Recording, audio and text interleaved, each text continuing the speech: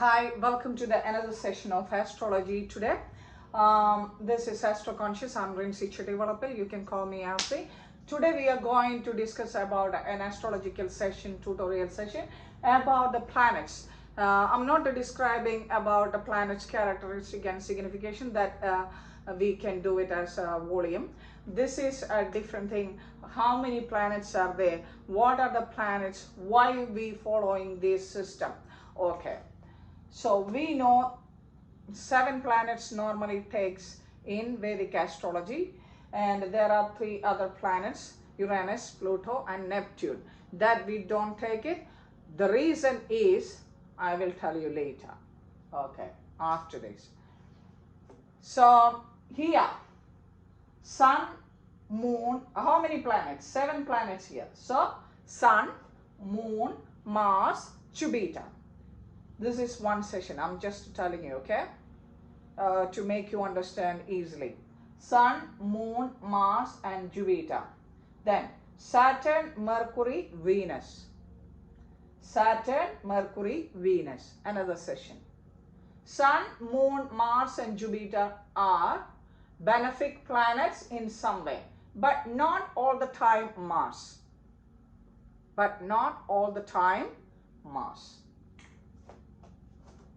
Here, Saturn, Mercury, Venus and Mars sometimes considered as malefic planets, but actually it is not according to malefic. That is according to your chart, how it is deposited, where it is deposited, which nakshatra or which star it is deposited, according to that. It's a common theory. It doesn't mean they are malefic in your chart. No. Saturn is karma. Why people are selling Saturn is malefic? Because according to your karma, according to your action, he will give you a result. Okay? That people don't want. People don't want that. And Mercury. Mercury is your intelligence. Mercury is your analytical skill. So why Mercury become like that? It's a neutral one. It's a neutral planet. But it becomes sometimes very malefic. Not very malefic. Why it is? Because if it is not positioned in good way, it will give bad analytical skill, bad intellect. So it will create a lot of problems. That's the thing. So Venus, another one. Venus is a good planet. But why it is considered later as malefic? Because you need to consider Venus in Venus way. You don't understand. Because Venus is always need attention. Venus is a mother. Venus is a woman. Venus is a care. Like Venus loves luxury. Venus loves a comfort. You know, if it is not positioned very well, your whole life gone. So why? Because Venus is representing your wife.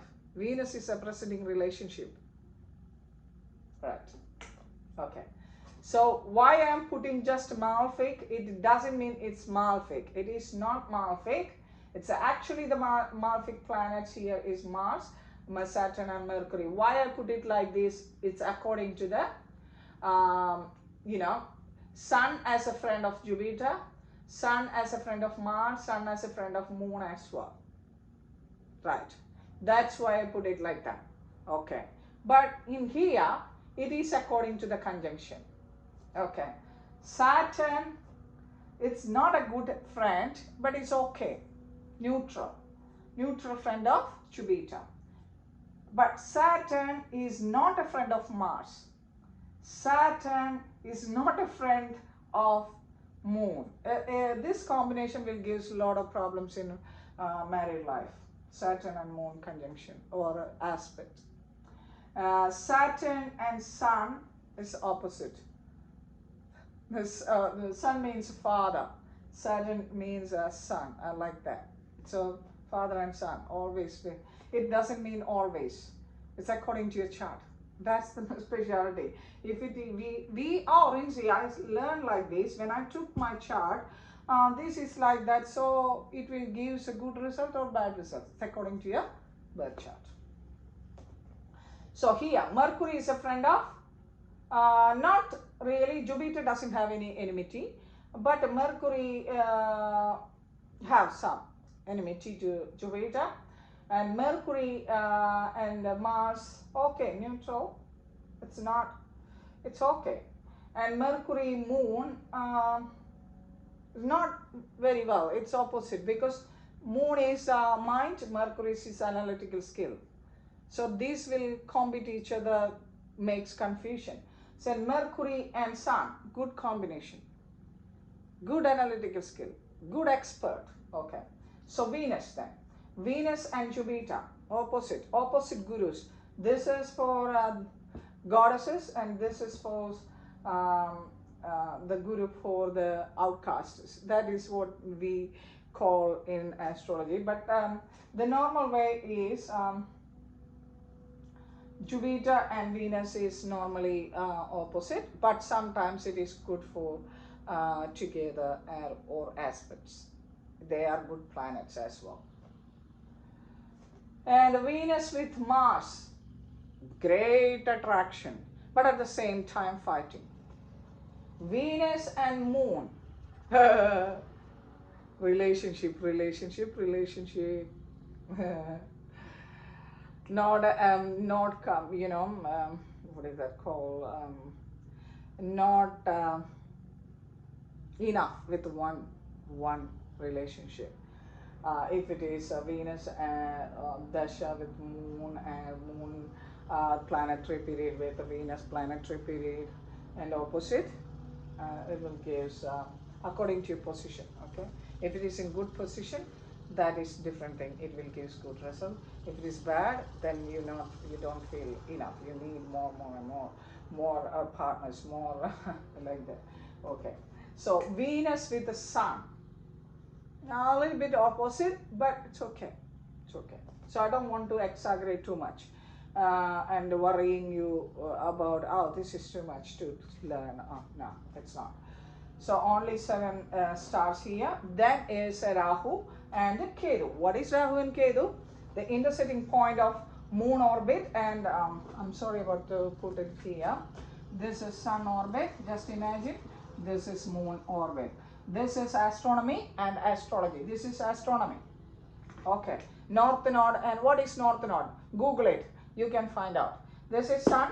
This is moon, and the moon orbit and sun orbit intersecting at a point. That intersecting points are considered as shadow planets, north node and south node. North node is calling like Rahu, south node is calling Ketu. These two planets are work according to your karma. Work according to karma. Karma of your previous life, karma of your present life, which you done in the past. So these planets, these shadow planets can sit any house. No fixed house. They can sit in any house in astrological chart. If they sit in the first house, they will take responsibility as a first house responsibility and significations of responsibility of that house. And the lordship, whoever the Lord, for example, Aries, for example, I'm just showing a chart, okay? I don't know, you can see, I'm just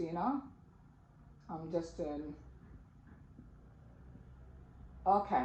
So, here, this is Aries, okay? And here, I'm sorry, Libra, okay? So, if here is Rahu and here is Ketu, okay, this is always 1:7, 1:7, always the first and the seventh. That means if it is 2, it is 8. If it is 3, it is 9. It's coming like that. So just opposite. Degrees are same. I told in the before episode, okay. So this one, if Rahu is sitting here, what is the speciality of Aries? Is taken by Rahu. At the same time, the lordship of Aries, who it is? Mars.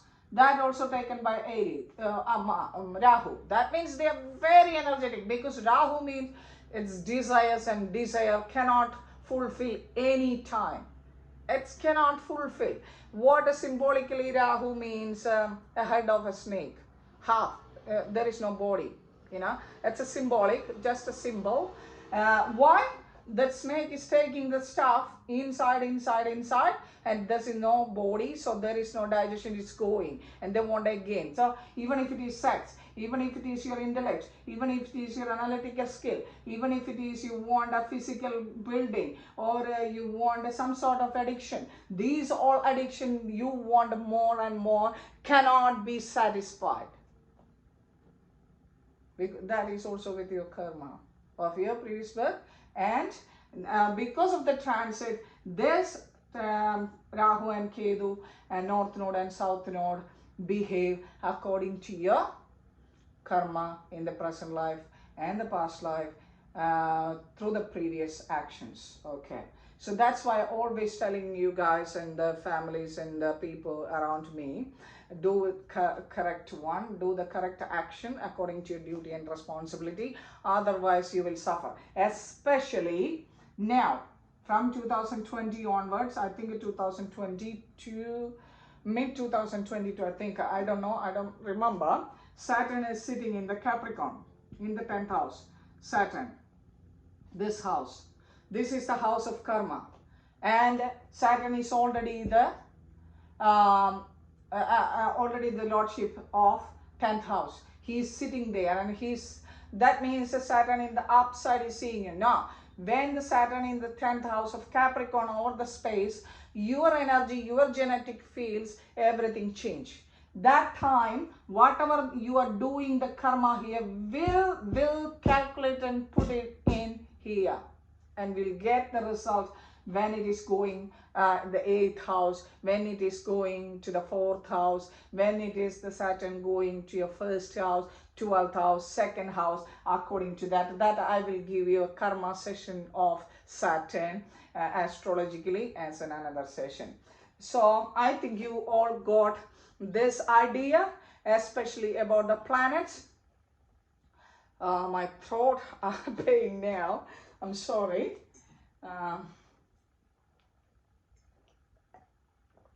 Don't look at this mug. I'm always using big one. Big mug, because I always need water or tea or coffee sometime. Something like that. Okay, so what is the thing is the planet. So Sun, Moon, Mars, Jupiter, Saturn, Mercury, Venus, up to here is we already knows as planet. Okay. So here, Rahu and Ketu is the intersecting point of North Node and South Node. We also heard about eclipse, how it is works. I don't have time now. You have to look at Google it. You know what it is and the importance of Rahu and Ketu, the North Node and South Node, and the intersection point. These are not imaginary things of Rinzi or astrologers or any astrological books. This is the reality of the space and your life. Okay, and we're missing 3 other planets. Neptune, Pluto, Uranus, Neptune, Pluto.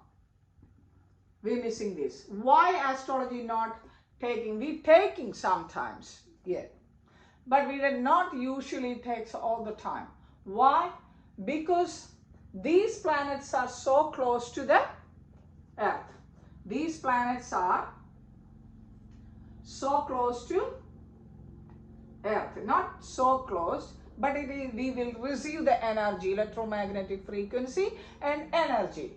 But Uranus, Neptune and Pluto is far and further far away from Earth, and it is transiting after a long period, maybe 15 years, sometimes 30 years period, it is transiting. And these 3 planets are called planets. Saturn even as a cold planet, but it is a little bit closer to Earth.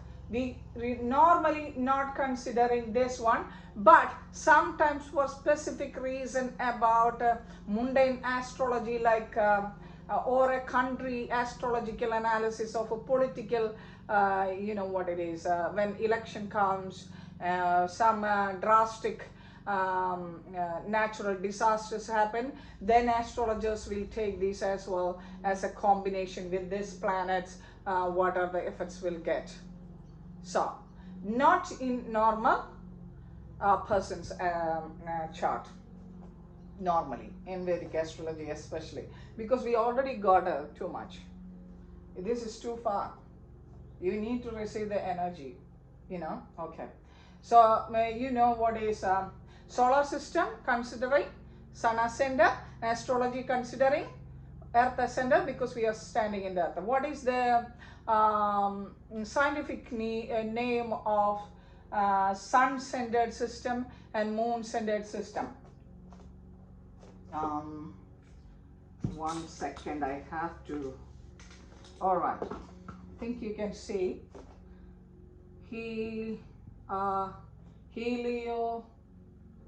heliocentric, something like that. I'm not remembering. Sun as center, but earth as center is geocentric. If you search in geocentric, you can get scientific explanation of geocentric from the Google, from anywhere. And you can get an astrological analysis of a geocentric system of the space. Yes. So how the transit in Saturn, Jupiter, and these all planets transiting, how it is comes, and they know, see what we are doing here. No, they don't know, but they are going according to their wish, according to their, not the wish, according to their system.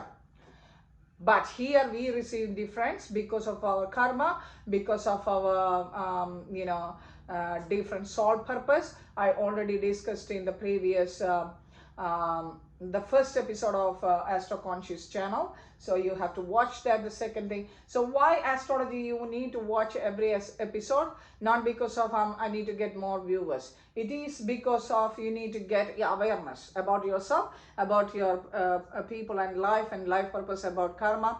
Then once you knows that, you will behave properly to each of the house in proper way, then you will be happy and you can remove your karma. All right.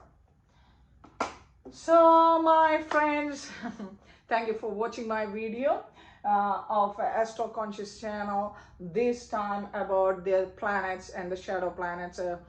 I think you got a proper idea about that.